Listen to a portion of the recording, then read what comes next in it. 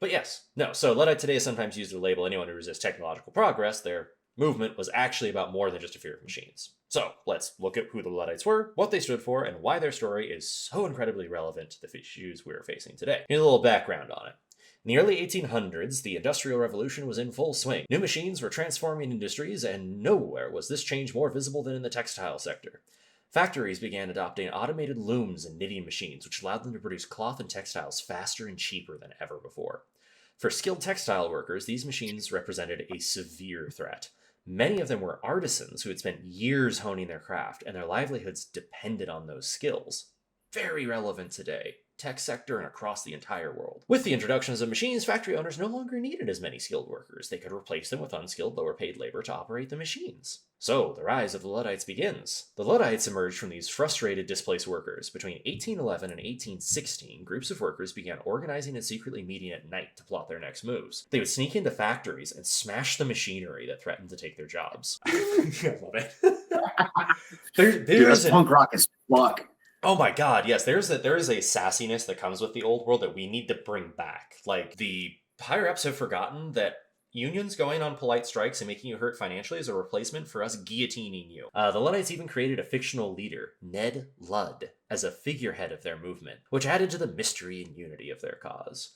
This wasn't just random destruction, it was organized, targeted, and purposeful. The Luddites saw themselves as defending their right to fair work, fair wages, and ultimately, their communities. Here's where we get into the dark stuff.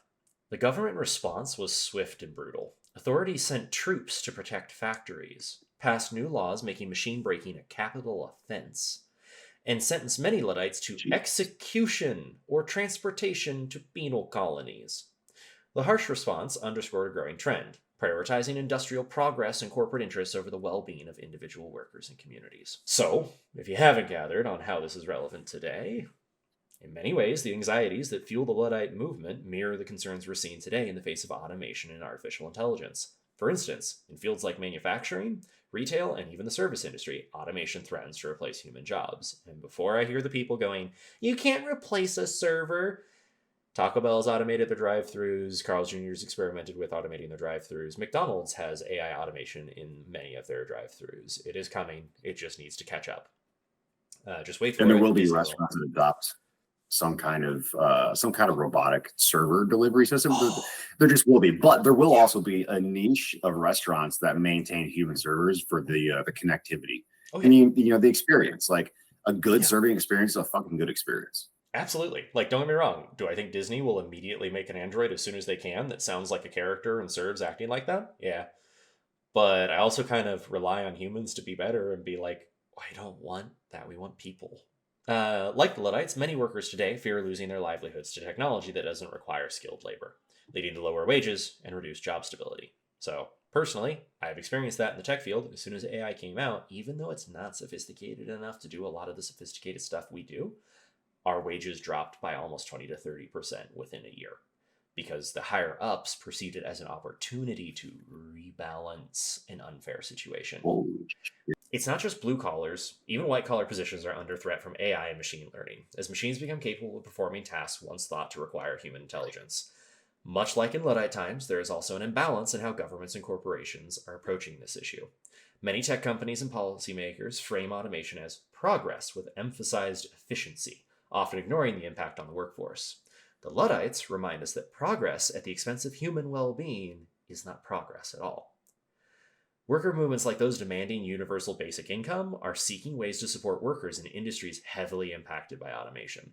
We're also seeing the rise of ethical AI discussions, where there's pressure on tech companies to consider how their innovations affect employment. These ideas echo the core concerns of the Luddites. Technological advancement shouldn't undermine workers or their communities. This whole thing is like we're repeating history in different ways. And I've heard this back and forth where like we'll say that like, hey, this is going to destroy jobs. And most often what I hear people pushing back on is, oh, because, you know, we should have kept horses. We never should have replaced horses with cars. Is that what you're saying? Like, okay, first of all, that's a little different. It's such an eye roll of a counter argument too. It's like, my favorite argument is actually a more hopeful argument. And it's that this will create jobs you can't even imagine are needed yet. And that's what I'm going to hope for. Fucking sweet. Yeah. That's what I hope for. Like it's exactly what we hope for. It's exactly what we hope for because that's a new skill. That is a novel skill, which means that'll be expensive, which means those people will get paid a fucking lot of money like they deserve to, like we deserve to. We all deserve to. Like at the end of the day, like my data brain says to show me those jobs, because if we still have an in between where a bunch of people are left jobless, which means they cannot support their families, they cannot have families, they cannot have a place to live, they basically can't have health insurance in this country, United States, calling you out. We still need to do something to support them. Like at the end of the day, business is not almighty. We should be supporting our communities. The Luddites were right. I grew up hearing the Luddites. Charles, you're such a Luddite. That was a like, you don't want to be modern. You're such a silly backwards person. And now I'm looking at it like, no, call me a Luddite. I would love to be a Luddite.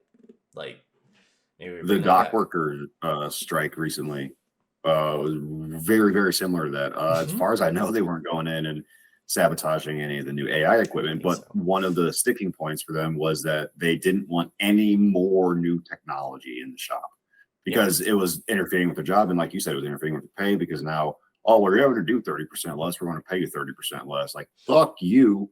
I Oh, want to consider worse? that a 30% raise. How about that for 30% less work? Yeah. And this is the thing. I think we'll Like, just look see. at it the other way around, you know? Yeah. And this is where it comes from. Like, Reduce my hours by 30%. Sorry. corporations doing this shit are frustrating because as line employees in a system that would work, we would expect, hey, this amazing tool came along. It means that we now can double our efficiency. That's amazing. So are we expanding our and we're going to get paid more? Oh, maybe we just get paid the same, but we don't have to work as hard. We can work the same and do double. Do we get extra time off? No, nothing. We get nothing. This is the same thing as that joking conversation we had of we're going to be the number one company. Who's we? It's not us anymore. Oh, Is that where that comes from? Wait a minute. Is who's we come from who-we? I will say one of the times, I should say, I've experienced that 3 times. Cool, my dogs are going crazy. One of the times that I had heard that, we're striving to be number one is when a steel company came in and took over the rebar shop that I was working at the time. What they wanted to be number one in was safety. That was it. That's That's what very they wanted. fucking reasonable. They wanted to come in. They didn't shout numbers at us. They didn't start, demanding a quota of us. They were like, we just want to be number one in safety, guys. Yeah. And they none of us were there for this meeting, but there was a meeting kind of up the road from the shop, and a lot of the regional guys were there, a lot of heads up and all that stuff were there, hot shots, if you want to call them that. And they were trying to determine what a reasonable number or acceptable number even of lost time incidents were per year. They were like, well, we can't get it down to 0. Yeah, not real. Here's right, but here was a brilliant counter argument, the human counter argument even. Yeah.